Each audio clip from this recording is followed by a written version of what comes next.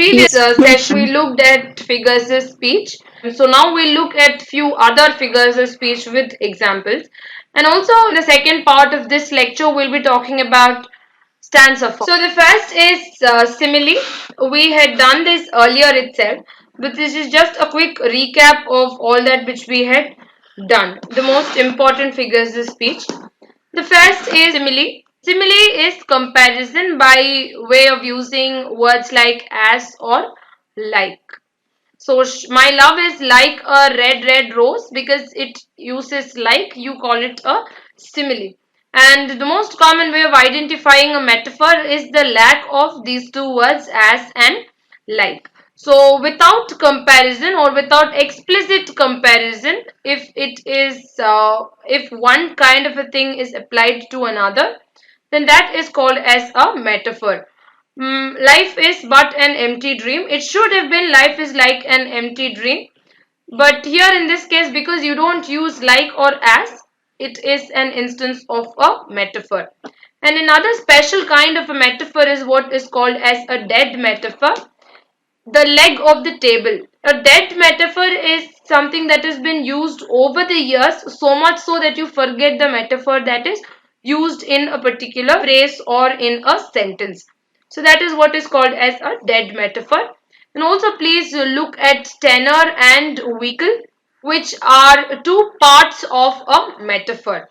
So what is tenor and what is a vehicle? Tenor is the subject and vehicle is the metaphorical. Life is but an empty dream. You have life that is the subject. You're comparing it to a dream. So this is your subject and this is called as the tenor. And an empty dream is the comparison. So it is the vehicle. The next is metonymy. Metonymy, like I told you, is the use of one thing to refer to another thing. For example, when you talk about a crown or a scepter, it refers to or authority. So that is what is called as metonymy. Metonymy is when one thing is applied to another thing. In this case, even if you say I read Milton, you don't read Milton, but you're referring to having read the works of Milton. So that is again an instance of metonymy where one thing is applied to refer to another thing. The next is synecdoche, where a part refers to the whole. When I say 10 hands are working on this project, it refers to the fact that there are 10 workers working on one particular project or one particular topic. So that is synecdoche. The next is personification. I told you earlier itself that personification comes from the Greek term prosopopoeia. So it refers to giving inanimate or abstract objects with life or human attributes. When you say the sun rises, then in that case it is giving a human quality to an inanimate object. So that is called as personification. Honesty wins. So this is again an instance of personification, where winning is a human attribute that is given to an abstract idea. So again, this is an instance of personification. Now here you have an example from Milton's Paradise Lost. Sky lowered and muttering thunder, some sad drops went at completing of the mortal sin. So this whole action of lowering and muttering, all these are human actions that are attributed to these inanimate objects of sky and thunder.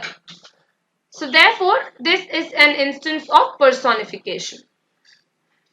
The next term is chiasmus, which is a sequence of two phrases or clauses which have parallel syntax. Beauty is truth, truth, beauty. Here in this case, the syntax is a parallel syntax. Therefore, this is an instance of chiasmus. And here again in this line, which is from Shelley's Defense of Poetry, poetry is the record of the best and happiest moments of the best and happiest mind. So this is one part of the sentence. This is the second part of the sentence. Again, both have a parallel structure. So this is again an instance of chiasmus. The next is antithesis. Antithesis is when you have contrasting ideas which are set against each other in a balanced form. You have two different ideas which are placed opposite but together. So this is a tool that is used to emphasize on a particular point. Marriage has many pains, but celibacy has no pleasures. Meaning to say that in marriage you have pains as well as pleasures, but in celibacy you have no pleasures, of course no pains, but in fact you have no pleasures. So this is a tool that is used to emphasize on a particular point. Antithesis. The next is onomatopoeia, which is where words resemble the sounds it denotes. For example, his hissing sound in this is the sound that is made by snakes. So that's the sound, hissing sound. Splash. Splash is the sound that you get when you drop a stone inside water. So all these buzz, rattle, all these are onomatopoeic words where they refer to the sound that is produced when these actions actually take place. The next is oxymoron. Oxymoron is when you're combining two terms which are contraries in an ordinary. Pleasing, pains. Pain is not something that is pleasing, but you've brought these two opposites together in this particular phrase. The next is hyperbaton or inversion, which is a change in structure. This is a tool that is used to indicate poetic license on the poet's part. Much have I travelled in the realms of gold. It should have been I have travelled much in the realms of gold. So this should have come first. Have travelled much in the realms of gold. So this whole process of inversion, sentence inversion, is what is called as hyperbaton.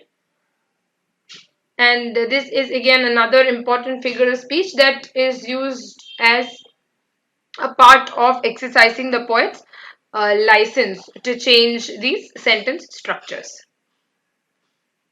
The next is hyperbole, which is an exaggeration. 10,000 saw I at a glance. Of course, it is not possible for Wordsworth to have counted these 10,000 that he saw. It's just an exaggeration. Instead of saying that he saw many daffodils, he says 10,000 saw I at a glance. So that is another example of a hyperbole. The next is Ascenditon. Ascenditon is omission of conjunctions. I came and I saw and I conquered. So that should have been the sentence, but in Julius Caesar, you omit all these conjunctions and you just say I came, I saw, I conquered. So that is an instance of Ascenditon. The next is Polysyndetin, which is the excessive use of conjunctions. So these are opposites, wherein in Ascenditin,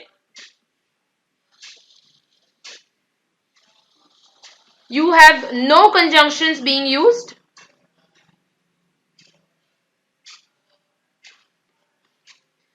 Syndetin is conjunction and ascenditin. A is asymmetry, it's without. It denotes the lack of something. So syndetin is conjunction, ascenditin is no conjunction, polysyndetin is the use of many conjunctions.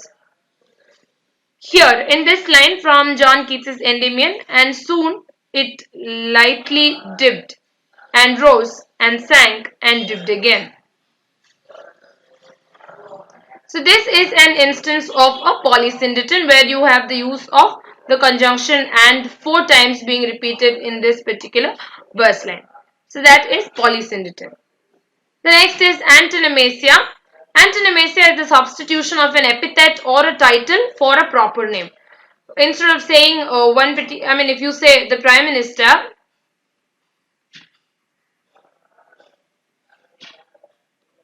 instead of the name Narendra Modi, then that is an instance of an antonymasia, where you're substituting an epithet or a title that is given to a person instead of the proper name. Joan of Arc is called as the Maid of Orleans. So when you say Maid of Orleans, that is an instance of antonymasia.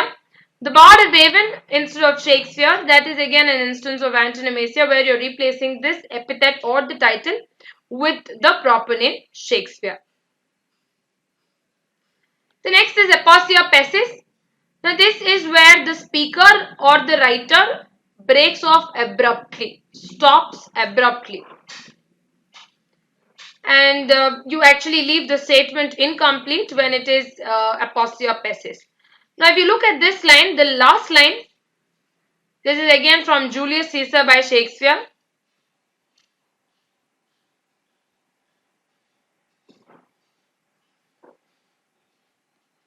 These lines are from Julius Caesar. And the last line, and I must pause till it come back to me. And then the sentence is not yet over, but it still goes on, but the writer has cut it short. He just stops it abruptly.